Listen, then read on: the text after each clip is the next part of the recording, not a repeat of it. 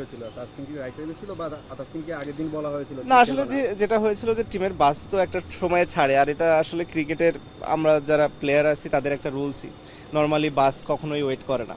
যদি কেউ এরকম কখনো মিস করে তারা হয়তো পরের গাড়ি নিয়ে আসে, কিংবা ম্যানেজারের গাড়ি থাকে অথবা ট্যাক্সি থাকে কিংবা ইয়ে থাকে।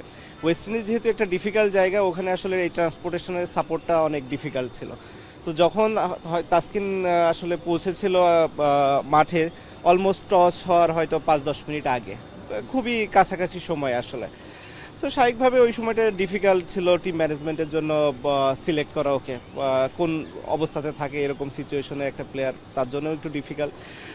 স্বাভাবিকভাবে তাসকিন এরপরে অ্যাপোলোজাইজ করেছে পুরো টিমের কাছে, টিমের সবাইও এটা খুবই স্বাভাবিকভাবেই নিয়েছে। মানুষের ক্ষেত্রে ভুল হতেই পারে, আনইনটেনশনাল ভুল সবারই হয়ে থাকে। সো ও সেটা স্বীকার করেছে এবং তারপরে ওখানে এটা শেষ হয়ে গেছে। আমি ধরে নিলাম এটা সাকিব আল হাসান হয়তো ঘুমিয়ে পড়েছেন, এটা নানা কারণে। আমার টিম ম্যানেজমেন্ট হিসেবে তো আমার দায়িত্ব ছিল, আমি আপনাকে নক করেছিলাম টিম ম্যানেজমেন্ট আমার না নিজের ম্যানেজার দেখুন, এই জিনিসগুলো এরকম হয় না ক্রিকেটে। ক্রিকেটের রুলসে এইগুলো নাই, এরকম না যে আপনি এরকম যে ঘরের থেকে ডেকে পুরো টিম ওয়েট করে। টিম ওয়েট করে না, টিম কখনোই ওয়েট করে না, এটা কোথাও হয় না।